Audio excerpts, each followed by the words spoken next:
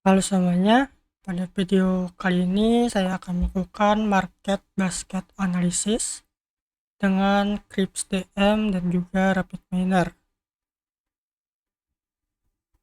Nah, alur Crypts DM. 6 fase yang akan kita bahas dalam project ini. Yang pertama ada business understanding, yaitu untuk mendefinisikan tujuan bisnis dan tujuan dari data mining. Yang kedua, kita akan melakukan data understanding, yaitu untuk eksplorasi dataset yang berisi 50 total transaksi, 5 jenis produk, dan binary matrix. Fase ketiga, kita akan melakukan data preparation dengan read Excel, select attributes, dan juga numerical to binomial di Rapid Miner. Nah, fase keempat kita melanjutkan dengan modeling menggunakan algoritma FP Crowd dan juga create association rule di Rapid Miner. Yang kelima, kita melakukan evaluasi gitu ya. Interpretasi support, confidence, dan lift dari setiap rule, yang dimana tiga nilai ini itu sebagai matriks keberhasilan gitu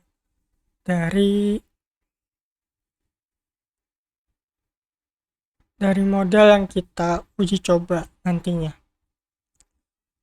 Dan yang keenam, kita masuk ke fase deployment, yaitu untuk melakukan rekomendasi bisnis gitu ya, dari bundling produk gitu, melakukan penempatan rak dan juga promosi. Nah, masuk ke fase pertama, yaitu business understanding, apa yang ingin kita capai gitu ya. Nah, latar belakangnya sebuah supermarket ingin mengetahui produk apa yang sering dibeli secara bersamaan oleh pelanggan untuk meningkatkan strategi penjualan. Lalu untuk tujuan bisnisnya adalah menemukan pola asosiasi antar produk. Contohnya, pelanggan yang beli produk A juga cenderung akan membeli produk B gitu ya, sebagai dasar pengambilan keputusan bisnis. Nah, untuk tujuan data miningnya, kita akan menggunakan association rule mining dengan algoritma FP Crowd untuk menghasilkan rules dengan nilai support dan confidence yang bermakna. Nah, yang terakhir ada metrik keberhasilan. Nah, rules yang dihasilkan memiliki lift lebih dari satu. Maksudnya jika ada rules yang dihasilkan memiliki lift lebih dari satu, artinya hubungan positif atau nyata gitu ya antar produknya, bukan sekedar kebetulan statistik. Nah, di fase kedua kita masuk ke data understanding. Kita akan mengenal dataset yang kita punya ya. Nah, dataset yang kita punya memiliki 50 total transaksi, 5 jenis produk, 0 format data, dan juga missing values. Nah, di sini kita lihat teman-temannya untuk temuan awalnya gitu. Milk dan bread muncul di 100% transaksi. Semua rules yang melibatkan keduanya sebagai antecedent akan trivial. Nah, antecedent itu apa gitu ya teman-teman ya. Antecedent itu adalah produk pertama yang dibeli oleh pelanggan yang memicu gitu untuk pelanggan membeli produk lainnya gitu. Nah, sedangkan trivial atau trivial rule gitu ya. Itu eh, informasi tidak memberikan informasi yang baru gitu temannya. Makanya fokus analisis diarahkan ke butter, cheese, dan eggs untuk mendapatkan insight yang lebih bermakna. Nah, fase 3 kita masuk ke data preparation. Kita akan menyiapkan data di RapidMiner. Di data preparation ini kita akan menggunakan 3 operator di RapidMiner. Yang pertama itu ada red Excel, select attributes, dan juga numerical to binominal. Nah, kenapa red Excel? Karena dataset yang kita punya gitu memiliki ekstensi XLS atau yang biasa kita kenal itu Excel gitu ya. Nah, dengan operator red Excel, dataset yang kita gunakan itu udah otomatis menjadi format example set gitu ya, atau format bawahan yang ada di RapidMiner. Nah, yang kedua ada select attribute. Nah, kenapa? Karena kita akan membuang gitu ya atribut transaction underscore ID yang dimana adalah sebuah identifier, bukan produk gitu ya. Jika dibiarkan, efek growth akan salah baca kolom ini sebagai item. Nah, yang terakhir ada numerical to binominal. Karena ini wajib teman-teman ya.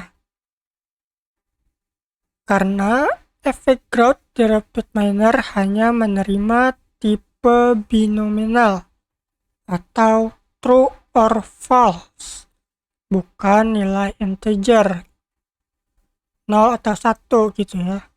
Tanpa ini RapidMiner akan error gitu, tidak bisa berjalan gitu ya teman-teman.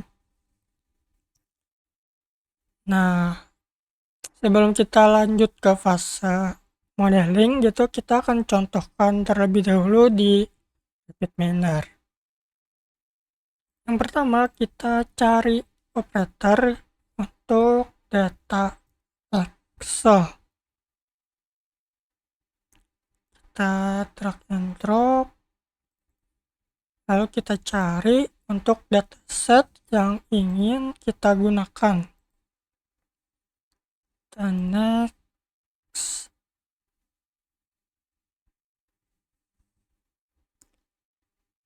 Nah, kita lihat teman-teman sini untuk tipe datanya gitu ya. Di sini semuanya memiliki tipe data integer. Nah, langkah kedua kita cari operator yang bernama select attributes. Kita hubungkan ke select attributes, lalu untuk atribut filter type kita ganti jadi subset ya teman-teman. Kita klik select attribute, lalu kita masukkan untuk bread, butter, cheese, eggs, dan juga milk teman-teman. Lalu kita apply, lalu kita akan lihat terlebih dahulu hasil dari select attribute teman-teman ya. Nah, ini adalah dataset sebelum kita menggunakan operator select attribute teman-teman. Kita lihat di sini masih terdapat atribut transaction ID. Nah, lalu kita buang menggunakan select attribute si atribut transaction ID. Nah, teman-teman. Lalu kita lanjut ke langkah terakhir yang ada di data preparation, kita cari operator yang bernama numerical to binomial, teman-teman. Nah, sebelumnya kita disconnect dulu. Lalu kita hubungkan select attributes ke numerical to binomial. Di numerical to binomial kita hanya perlu set. Sebenarnya kita bisa biarkan secara default aja ya teman-teman ya. Lalu kita hubungkan untuk example set dan juga originalnya ke result, teman. Nah, kita lihat teman-teman di sini dari data awalnya yang berbentuk integer, teman-teman ya. Ini kita ubah menjadi binomial, teman-teman. Datanya menjadi true dan juga false, teman-teman ya.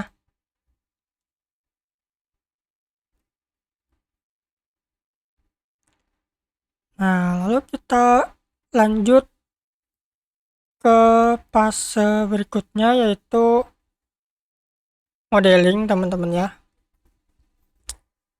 Di modeling kita akan menambahkan algoritma fpCrowd dan juga create association rules, teman-teman. Nah, apa itu fpCrowd?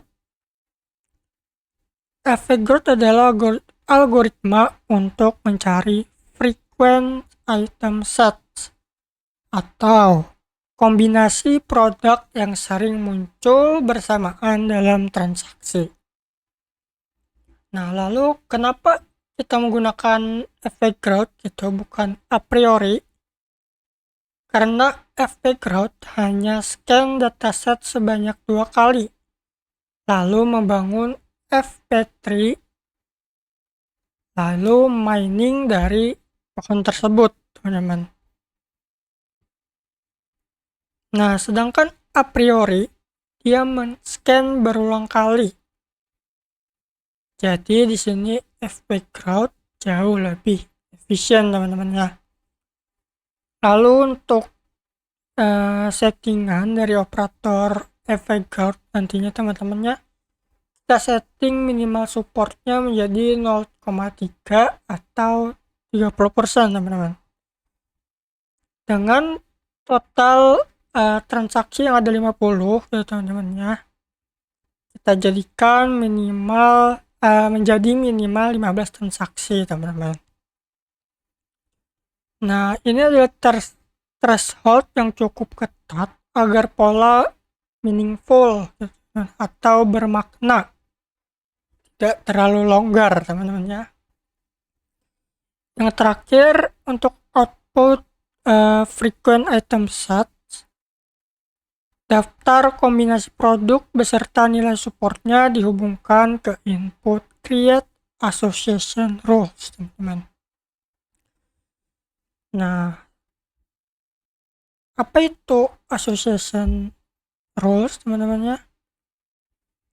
Itu fungsinya untuk mengubah frequent item sets menjadi aturan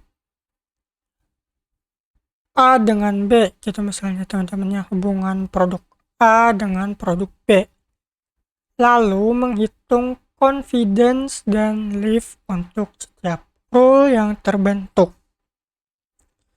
Nah, kenapa kita menggunakan operator yang terpisah gitu ya? Karena fpCrowd hanya menghasilkan output item set, belum dalam format rule. Operator ini yang memecah dan menghitung setiap kombinasi antecedent dan konsekuen antara produk yang memicu dan produk yang terpicu, teman-teman ya. Nah, lalu kita setting, teman-teman, untuk minimal confidence-nya ke angka 0,6 atau 60%. Dari semua transaksi yang mengandung antecedent, minimal 60% juga mengandung konsekuen. Nah, ini adalah threshold yang wajar untuk rekomendasi yang bisa dipercaya.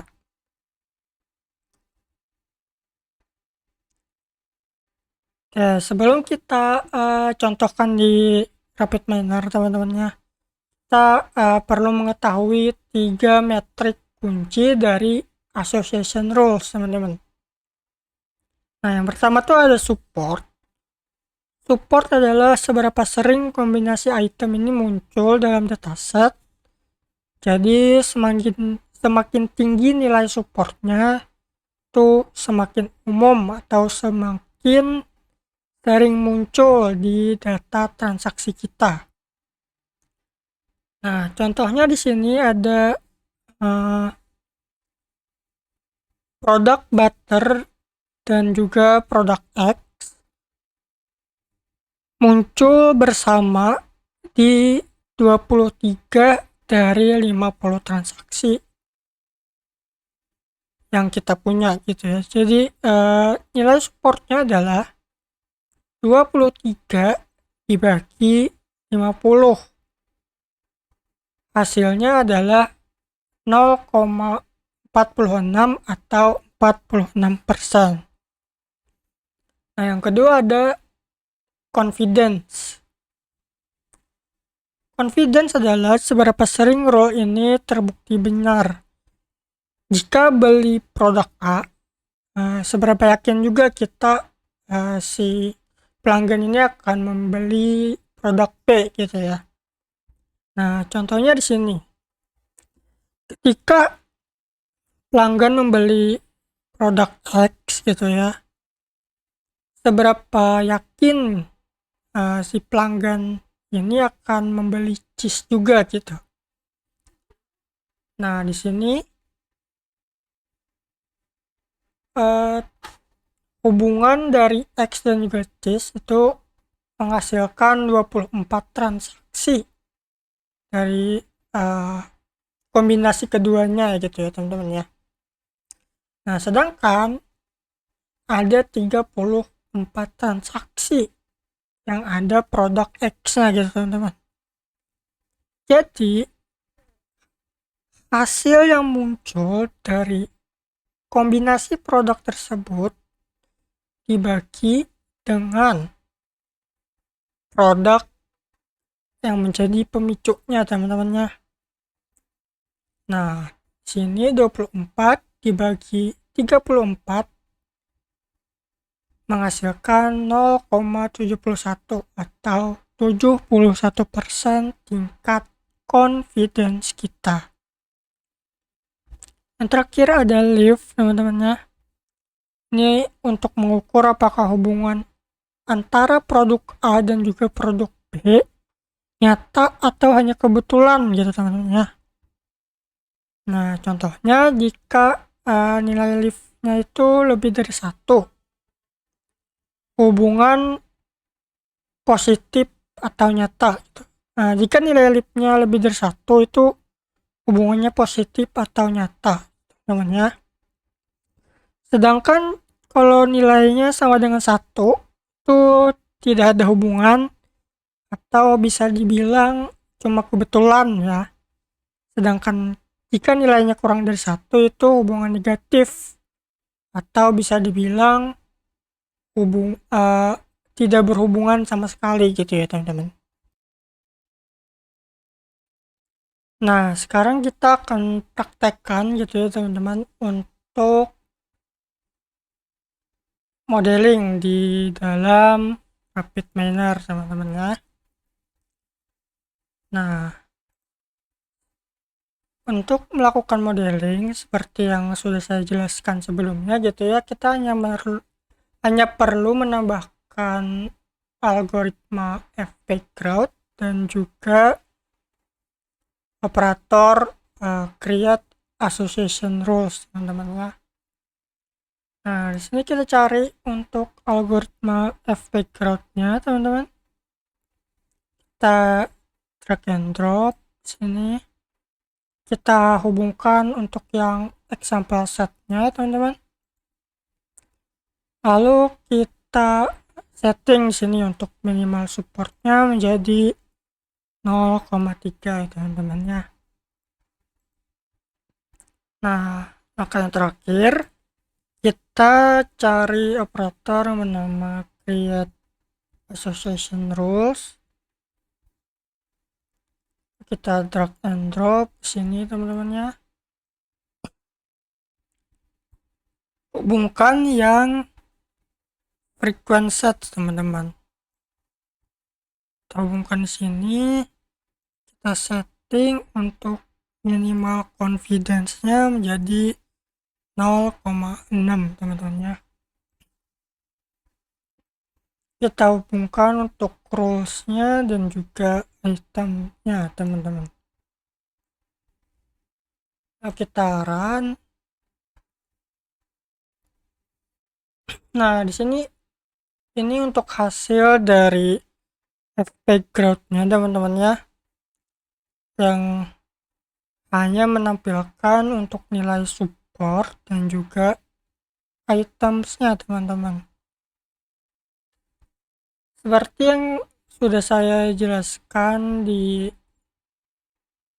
data preparation ya teman-teman, kalau tidak salah, untuk bread dan juga milk sini memiliki support 1 atau 100% muncul di dalam data transaksi kita gitu. Jadi ini nantinya kita abaikan saja teman-teman ya. Nah, ini untuk hasil dari association rules teman-teman.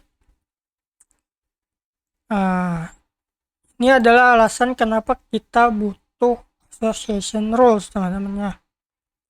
Karena kita butuh untuk data confidence-nya dan juga lift teman-teman. Saya akan coba contohkan satu gitu ya, cara membaca dari output association rules ini teman-teman ya. Nah, pertama kita cari aja teman-teman untuk nilai lift yang di atas 1 teman-teman. Nah, di sini kita ketemu nih 1,070 gitu teman-teman ya. Kita lihat teman-teman. Nah, di sini hubungan X dan juga cheese gitu ya teman-teman ya, memiliki nilai support 0,48 atau 48% gitu teman-teman ya. Lalu untuk confidence-nya di sini 0, ya kita anggap aja 71 ya teman-teman ya. Atau bisa kita bilang tingkat confidence-nya ada di angka 71% teman-teman. Lalu kita lihat teman-teman untuk hubungannya, ini nilainya di atas 1 teman-teman. Berarti hubungannya itu positif atau nyata teman-teman ya, bukan sebuah kebetulan gitu. Jadi hubungan antara produk X dan juga cheese teman-teman memiliki hubungan yang kuat gitu. Nah, ketika pelanggan membeli produk X gitu, itu 71% kemungkinan pelanggan tersebut akan membeli cheese gitu ya teman-teman. Itu cara untuk membaca hasil dari association rules-nya teman-teman ya. Nah, lalu kita lanjut teman-teman ke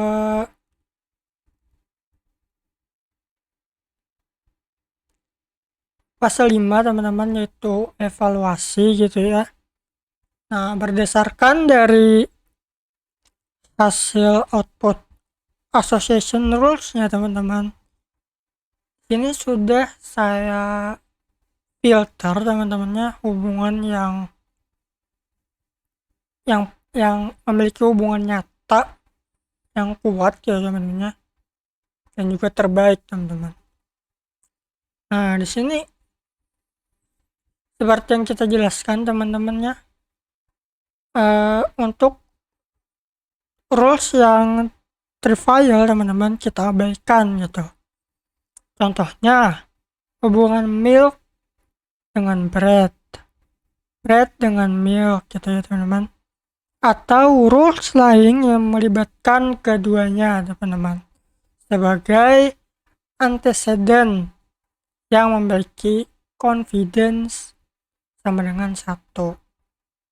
Karena milk dan bread muncul di 100% transaksi teman-teman, rules ini tidak memberikan informasi yang baru untuk bisnis teman-temannya, maka dari itu kita abaikan. Nah, untuk kesimpulannya teman-teman, pasangan cheese dan juga X adalah hubungan terkuat dengan lift 1,07. Kombinasi cheese dan butter dengan X adalah rule terbaik dengan lift 1,10 dan confidence di angka 75% teman-teman. Jadi model yang sudah kita bangun ini valid teman-teman sebagai dasar rekomendasi bisnis. Nah, kita akan masuk ke fase terakhir dari Reps DM ya teman-temannya, yaitu deployment gitu. Di sini kita menghasilkan rekomendasi bisnis teman-temannya. Yang pertama itu ada penempatan rak yang strategis teman-teman. Kita akan meletakkan cheese dan egg secara berdekatan di rak teman-teman. Nah, ketika pelanggan yang mengambil gitu teman-teman, salah satu dari produk ini teman-teman ya.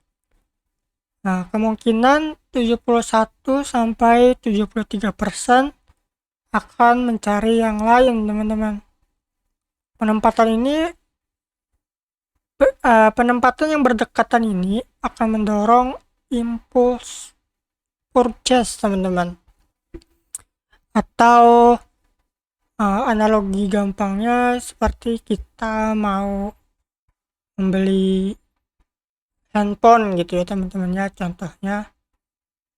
Lalu kita melihat gitu teman-teman, di toko tersebut juga menjual casing teman-teman ya.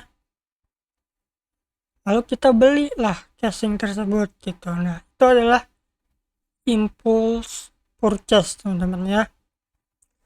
Atau kita tiba-tiba atau secara mendadak ingin membeli produk tersebut teman-teman tanpa ada rencana sebelumnya gitu ya. Nah, yang kedua ada paket bundling atau sarapan gitu. Jadi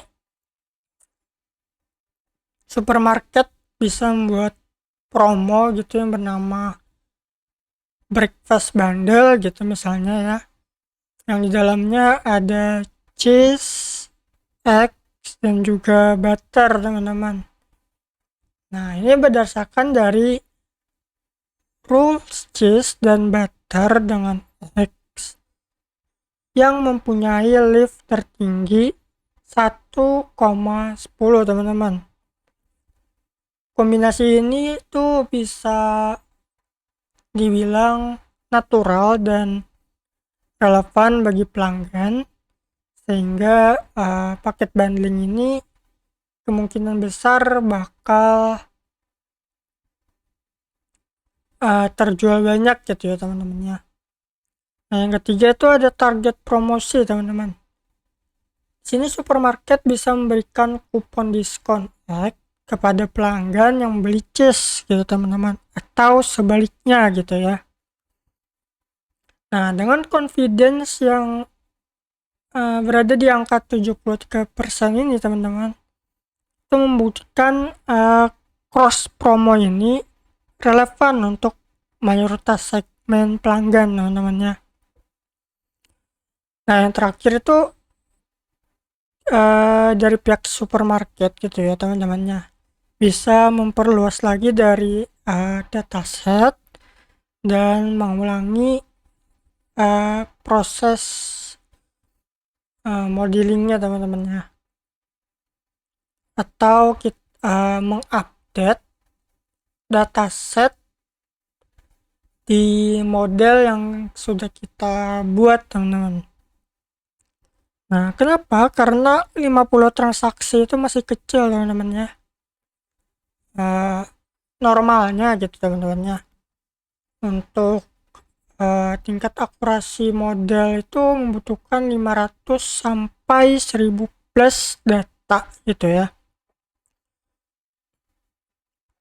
Untuk analisis yang lebih robust teman-teman, atau bisa dibilang lebih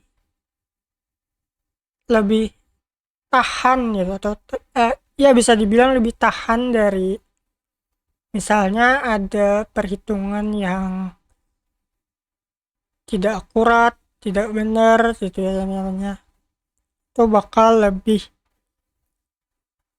tahan gitu akan hal tersebut teman-teman. Nah, lalu dari pihak supermarket itu perlu menjalankan ulang proses scripts DM ini teman-teman, secara periodik atau bulanan atau per kuartal nantinya. Nah, lalu ini kita masuk ke rangkuman temuan utama ya teman-temannya. Yang pertama kita menemukan bahwa hubungan antara milk dan juga bread hadir di 100% transaksi.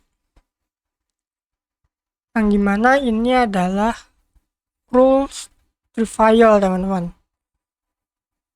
atau tidak menghasilkan informasi baru itu untuk bisnis. Jadi tidak informatif gitu teman-teman ya untuk bisnis. Nah, di sini cheese dan X itu memiliki hubungan simbiosis mutualisme teman-teman, atau saling menguntungkan gitu ya. Nah, pasangan ini itu memiliki menjadi yang terkuat ya teman-teman ya, dengan confidence di angka 71 sampai 73% dan lift yang di angka 1,07 atau positif. Nah, sedangkan hubungan cheese dan butter dengan X itu adalah rule terbaik teman-teman ya, dengan lift di angka 1,10 dan confidence-nya di angka 75%. Nah, di sini yang keempat kita menghasilkan rekomendasi teman-temannya. Nah, di sini kita rekomendasikan untuk membuat bundling sarapan gitu ya, penempatan rak yang berdekatan, atau kita membuat kupon diskon teman-teman ya. Nah, yang kelima, dataset perlu diperluas teman-teman untuk analisis yang lebih akurat ya. Sekian dari saya, terima kasih.